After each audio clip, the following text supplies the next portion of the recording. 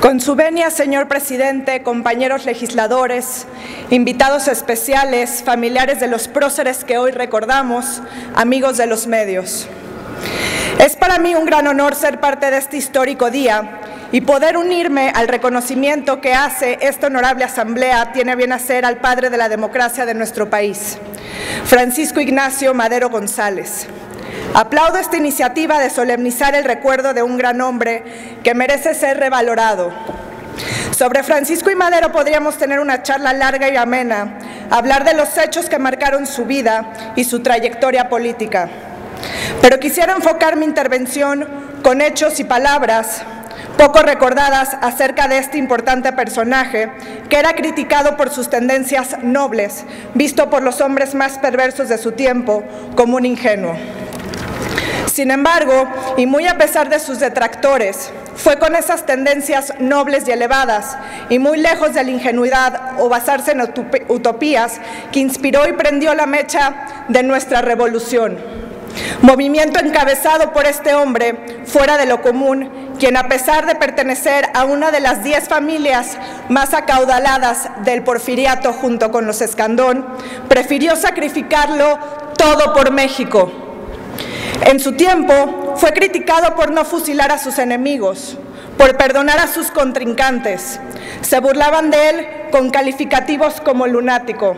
Sin embargo, ese hombre incomprendido y criticado, ese brillante y transparente personaje, lejos de la locura, fue quien detonó uno de los movimientos más importantes del siglo pasado, seguido por hombres como los hermanos Ricardo y Enrique Flores Magón, don Emiliano Zapata, el general Francisco Villa, don Venustiano Carranza o el mismo José María Pino Suárez, vicepresidente de México, asesinado junto a él. Todos inspirados o bajo el liderazgo y de este increíble mexicano, adelantado a su época, el noble y honesto Francisco I. Madero, a quien podríamos considerar como un místico y santo de la política. No por nada el general Villa sollozó desconsoladamente en su tumba. La visión y misión de la vida y hasta de la política que poseyó Madero ha pasado desapercibida por muchos historiadores, algunos de los cuales no quieren ver otros aspectos del héroe, del hombre de historia, porque no son convencionales y que de hecho son comprometedores para algunos científicos de las ciencias sociales muy ortodoxos. Pero eso es injusto, porque no obran con objetividad. Recordemos que quien no conoce la historia está condenado a repetirla. Por lo anterior, me permito citar parte de la carta que Madero le escribe al patriarca de su familia, al abuelo don Evaristo Madero, gran amigo de Porfirio Díaz. En dicha carta, su nieto Francisco intenta explicarle sus razones por las cuales se lanzaba a su cruzada por México. Don Evaristo no comprendía el comportamiento de su nieto, que era de hecho el heredero directo por ser el mayor de sus descendientes. Sin embargo, Madero, con un profundo misticismo y gran espiritualidad, cosa rara en los políticos, le escribió lo siguiente: entre los espíritus que pueblan los espacios existe una porción que se preocupa grandemente por la evolución de la humanidad, por su progreso. Y cada vez que se prepara un acontecimiento de importancia en cualquier parte del globo, encarnan gran número de ellos a fin de llevarlo adelante, a fin de salvar a tal o cual pueblo del yugo, de la tiranía, del fanatismo, y darles la libertad, que es el medio más importante para que los pueblos progresen. He sido elegido por la providencia, no me arredra la pobreza, ni la prisión, ni la muerte. Sé que sirviendo a mi patria en las actuales condiciones cumplo con mi deber sagrado. Obro de acuerdo con el plan divino para que quiera la rápida evolución de todos los seres, y siendo guiado por movilidad tan alta, no vacilo en exponer mi felicidad, mi tranquilidad, mi libertad, mi vida. Para mí, que creo firmemente en la inmortalidad del alma, la muerte no existe. Para mí, que tengo gustos tan sencillos, la fortuna no me hace falta. Para mí, que he llegado a identificar mi vida con una causa noble y elevada, no hay otra tranquilidad que la de la conciencia, y solo lo obtengo cumpliendo con mi deber. Este era realmente Francisco I. Madero, un hombre profundo, idealista, sencillo, bondadoso, espiritual. Su abuelo no lo comprendió, sin embargo, fue justamente este tipo de sensibilidad lo que México necesitó para despertar y dar un salto evolutivo hacia la modernidad.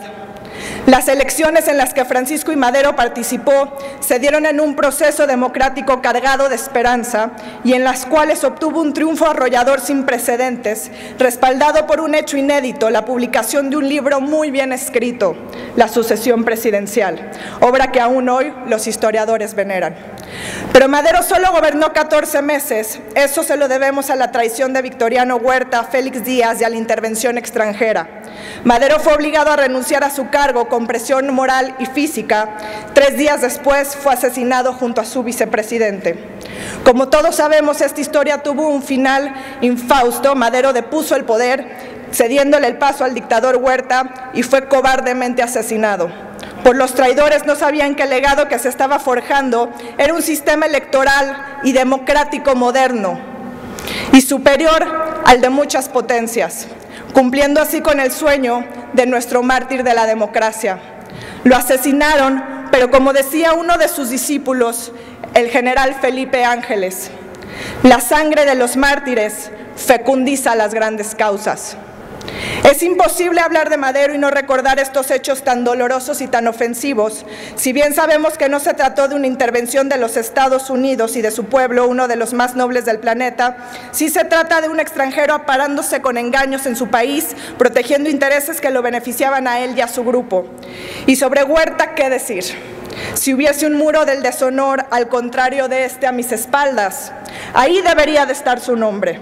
Tan solo hay que citar las palabras que el historiador José Iturriaga pronunció cuando recibió la medalla Belisario Domínguez en el Senado para tener una perspectiva de quién era Huerta. 40 días después del asesinato de Madero, el usurpador Victoriano Huerta se presentó al Congreso el 1 de abril de 1913 a disque informar de cómo se hallaban los negocios públicos conforme a la Constitución del 57. No pudo hacerlo porque se encontraba en estado de completa ebriedad.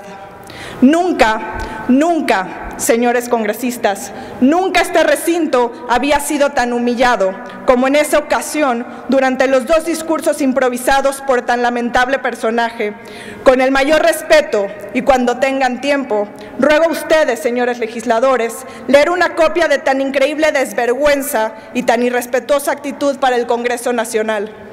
No solo Victoriano Huerta nos arrancó a Madero de las manos de la patria comprado por el extranjero, sino que ha sido el único titular del Ejecutivo que ha humillado arteramente a este Congreso de la Unión. Por eso es pertinente recordar al némesis de Madero, pues al analizar a la contraparte podemos recordar de qué estaba hecho nuestro mártir de la democracia. Madero ya había visto el error de haber llamado a Huerta a su gabinete, sin embargo, no escuchó las desesperadas advertencias de su hermano Gustavo. Arrepentido en su prisión forzada de Palacio Nacional junto al general Felipe Ángeles y al vicepresidente Pino Suárez durante la Decena Trágica, se refirió a Victoriano Huerta y a otros desleales funcionarios y dijo, desconociendo que en muy poco tiempo sería asesinado: fui muy condescendiente con algunos que no merecían estar en el gobierno, pero verán, ahora que salgamos de esta, la responsabilidad del nuevo gabinete recaerá en jóvenes como José Vasconcelos. Con esto, ahora en vez de hablar de su némesis, con gusto podemos recordar a los fieles seguidores y discípulos de Madero, hombres valiosísimos, otros místicos de la política como el general Felipe Ángeles o José Vasconcelos. Ángeles fue un militar excepcional, muy respetado por la milicia. Ha sido uno de los mejores estrategas que ha tenido nuestra patria. Gran artillero, maestro de muchos en el colegio militar. Pancho Villa le debió a él sus triunfos militares, y a pesar de lo anterior, el general Ángeles poseía una espiritualidad, una nobleza y una bondad muy raras en los militares porfiristas. Por eso se le recuerda como un místico militar, fiel a su maestro Madero. José Vasconcelos fue colaborador de Madero y en verdad lo admiraba. Por eso, por ser maderista, al concretarse la gesta revolucionaria y a pesar de que Madero ya no estaba ahí, Vasconcelos se le encomienda los destinos de la cultura en México. Funda la Secretaría de Educación y la encabeza. Fue el educador incansable de México. Fue candidato vencedor para la presidencia, frustrándose este hecho con un injusto fraude electoral. Impulsor del muralismo en México, rector y reformador de la UNAM, creador del lema de esa magna institución, por mi raza hablará el espíritu, y escritor prolífico.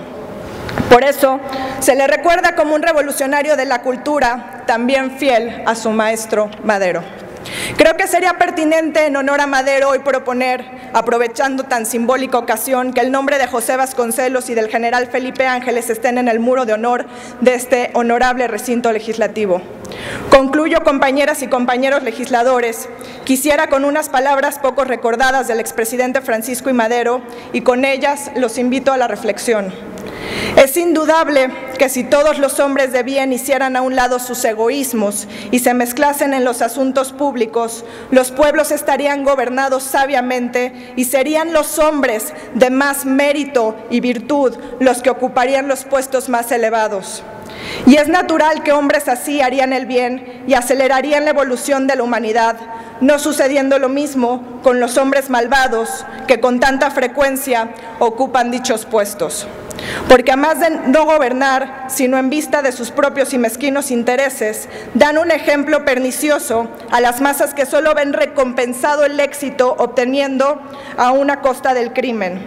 Y ello significa un estímulo para las malas tendencias, a la vez que un gran obstáculo para la virtud. Porque en tales condiciones, el hombre bueno y virtuoso es víctima de toda clase de persecuciones. Termino, presidente.